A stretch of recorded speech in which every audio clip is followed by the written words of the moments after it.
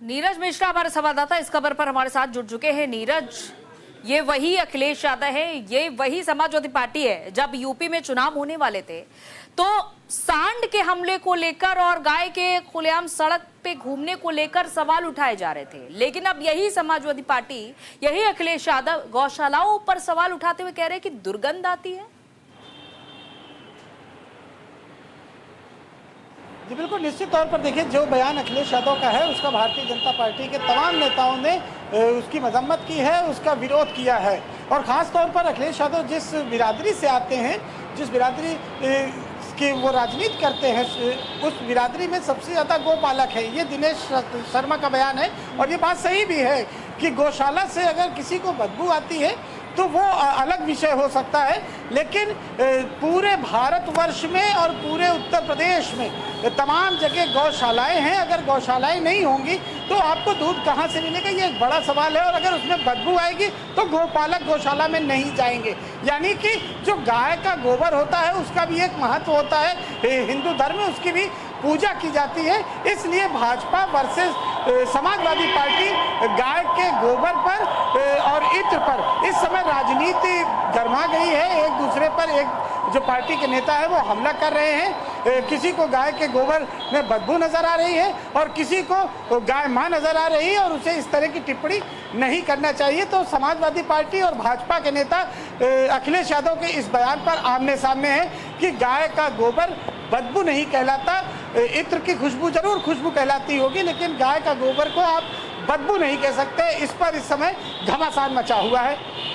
घमासान तो मचा हुआ है नीरज, लेकिन खुद जैसा कि आपने भी जिक्र किया, खुद जिस समाज से आते हैं अखिलेश यादव यदुवंशी, और वो खुद भी ग्वाले के रूप में जाने जाते थे। भगवान श्री कृष्ण का कहा जाता था कि भगवान श्री कृष्ण तो हमारे यहाँ पले बड़े हैं, और जो कि गौपालक थे, ग्वाले थे, गाय की सेवा किया करते थे। आज उन्हीं गाय के लिए बदबू शब्द का उपयोग कर रहे हैं अखिलेश यादव। बिल्कुल, देखिए, इसीलिए इस समय उत्तर प्रदेश की राजनीति में जब से अखिलेश यादव ने ये बयान दिया है आज के, उसको लेकर लगातार जो भाजपा है वो उनको घेरने पर जुटी हुई है। क्योंकि आप देखिए, उत्तर प्रदेश हो या देश हो या कहीं भी, गाय को सभी समाज अपनी माँ के रूप में देखता है। और अगर उससे इस तरह के शब्दों का चयन किया जाएगा, बात शब्दों के चयन की होती है, आपकी भावनाएं चाहे कुछ भी हो, लेकिन अगर वो चयन गलत है तो कहीं ना कहीं वो आने वाले वक्त में राजनीतिक तौर पर आपको नुकसान भी पहुंचाती है। नीरज, सवाल ये है कि नीरज, दिनेश शर्मा भी थोड़ी देर पहले हम अपने दर्शकों को सुना रहे थे कि दिनेश शर्मा ने कहा कि जब उन्होंने गौशाला का निर्माण करवाया था तो अखिलेश यादव के पिता मुलायम सिंह यादव ने ही उनकी काफी सराहना की थी। तो आजकल के यूपी की सियासत में, खास तौर से समाजवादी पार्टी में, भावनाओं में इतनी कट्टरता क्यों नजर आ रही है? बिल्कुल, देखिए, 24 में जो जीत मिली है वो पीडीए को लेकर मिली है, ये अखिलेश यादव मानते हैं, और आने वाले वक्त में उसी पीडीए को तो साथ लेकर चल रहे हैं। और लेकिन इस तरह के बयान कहीं ना कहीं पीडीए के लोग भी उसको सहमत नहीं होते। हो सकता है इसमें कुछ वर्ग सहमत हो, लेकिन तमाम वर्ग अंदरूनी सामने तो नहीं कह सकते, लेकिन ऊपरी तौर पर वो इससे सहमत नहीं है। चाहे वो कोई भी, या तो राजनीति के परे भी कोई इस बात से सहमत नहीं होता कि अगर गाय के गोबर को आप अगर बदबू कहेंगे, उसी गोबर के उपले से खाना भी बनता है तमाम घरों में, उसी से जो लिट्टी और बाटी चोखा जो बनता है सड़कों पर, उसी गाय के गोबर से बनता है। तो अगर आप उसे इस तरह से करेंगे तो कहीं ना कहीं राजनीति में जो सत्ता पक्ष है उसका भार आपको झेलना पड़ेगा, और साथ ही साथ हो सकता है आने वाले वक्त में आपको जनता का भी गुस्सा झेलना पड़े अगर गाय के प्रति इस तरह के शब्दों का चयन किया जाएगा तो। लेकिन सिर्फ और सिर्फ एक विशेष समुदाय को अपने साथ साधते हुए क्या ये सोशल इंजीनियरिंग का जो फॉर्मूला फिट किया जा रहा है 2027 के यूपी चुनाव से पहले समाजवादी पार्टी की ओर से, ये क्या सिर्फ 20% यूपी की आबादी के लिए उतना काफी होगा?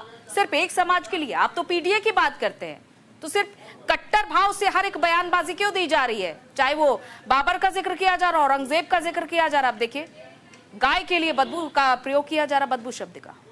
जी बिल्कुल, देखिए, जी बिल्कुल, देखिए समाजवादी पार्टी के कोई नेता औरंगजेब की बात करते हैं, उनकी तारीफ करते हैं, तो कोई बाबर की बात करता है और इसके अलावा राणा सांगा का विरोध करता है, उन्हें गद्दार कहा जाता है। और आज अखिलेश यादव ने गाय को लेकर भी इसी तरह का बयान दिया। चूंकि गाय को मां माना जाता है हिंदू समाज में, तो ये लड़ाई कहीं ना कहीं अब और आगे जाने वाली है। इसमें और भी कड़े बयान आने वाले वक्त में सुनाई देंगे सत्ता पक्ष की ओर से, भारतीय जनता पार्टी की ओर से, क्योंकि गाय सिर्फ गाय नहीं है, आस्था का विषय होता है। और जहाँ पर आस्था की बात आती है तो वहाँ चाहे वो राजनीतिक बात हो, चाहे आम आदमी, आप किसी आम आदमी से भी पूछिए तब भी उसका यही जवाब रहेगा कि गाय के गोबर की लोग पूजा भी करते हैं, पूजा में उसका उपयोग भी किया जाता है, उसके उपले से खाना भी बनता है और गाय की पूजा भी की जाती है, लोग पैर भी छूते हैं और उसी का दूध पीते हैं बच्चे। तो अगर उनके लिए इस तरह का प्रयोग होगा तो कहीं ना कहीं आम आदमी भी और साथ ही साथ राजनीति के तौर पर आपको कहीं ना कहीं आलोचना झेलनी पड़ेगी। लेकिन ये जो तुष्टीकरण की राजनीति हो रही है, रोज नए नए रंग देखने को मिल रहे हैं। खास तौर पर जैसा कि अभी मैंने थोड़ी देर पहले जिक्र किया कि समाजवादी पार्टी के विधायक हो या फिर सांसद हो या फिर खुद अखिलेश यादव एक अलग ही रंग में सियासत को मोड़ रहे हैं, एक अलग ही ओर ले जा रहे हैं। तो ऐसे में तुष्टीकरण की राजनीति का असर सीधा तौर पर किस पर पड़ेगा? आम जनता पर। निश्चित तौर पर देखिए, इस तरह के बयान कहीं ना कहीं नुकसान भी पहुंचाते हैं। हो सकता है रणनीति कोई और हो, वो कभी कभी दांव उल्टा भी पड़ जाता है और शायद इस बार ऐसा ही हो रहा है। क्योंकि चाहे वो यादव समाज हो, चाहे कोई समाज हो, गाय की पूजा करते हैं और अगर आप शब्दों का चयन उसके उचित तरीके से नहीं करेंगे तो कभी कभी जो आपकी बात है वो उल्टी पड़ जाती है और शायद इस बार ऐसा ही नजर आ रहा है। बात उल्टी पड़ जाती है, लेकिन ये बात कितनी उल्टी पड़ेगी अखिलेश यादव के लिए? एक तरफ इत्र का जिक्र कर रहे हैं, ठीक है, आप इत्र का जिक्र कर रहे हैं क्योंकि आप इत्र की नगरी से सांसद है, लेकिन दूसरी तरफ आप जिक्र ये भी कर रहे हैं कि बीजेपी को दुर्गंध पसंद है। और क्यों पसंद है ये भी बता रहे हैं। तो जाहिर है कि हिंदुत्व का नारा देने वाली बीजेपी के खिलाफ आप जो खड़े हैं, एक तरफ तो आप सॉफ्ट हिंदुत्व को चुनते हैं चुनाव के समय में, लेकिन आप दूसरी तरफ आप कट्टरपंथी तरह के बयान भी दे रहे हैं। ये बिल्कुल देखिए, कहीं ना कहीं अखिलेश यादव का ये बयान सामने वाले के लिए हथियार का भी काम करेगा, जो आपने खुद अपने सामने वाले पार्टी को यानी अपने विपक्षी दल को आपने सौंप दिया है। इस तरह के बयान से फायदा अखिलेश यादव को तो नहीं होगा, लेकिन भारतीय जनता पार्टी को जरूर इस तरह के बयान का फायदा हो सकता है और उसका फायदा होगा भी। तो राजनीति में शब्दों का चयन बहुत ज़रूरी होता है, बहुत इंपॉर्टेंट रखता है। अगर एक भी शब्द इधर से उधर होता है तो लंबा बखेड़ा भी बन जाता है और वो नुकसान भी करता है। और समाजवादी पार्टी ने इस तरह की बातों का नुकसान उठाया भी है, 17 में भी और 19 में भी और 22 में भी। तो अब देखना ये होगा कि 27 में क्या कुछ रहता है। चलिए, बहुत बहुत शुक्रिया नीरज तमाम जानकारी के लिए। तो देखना होगा इधर यूपी की सियासत में अब रोजाना नए शब्दों की एंट्री तो हो ही रही, लेकिन अब दुर्गंध और सुगंध की भी एंट्री हो चुकी है, जिसका मतलब भी अखिलेश यादव समझाते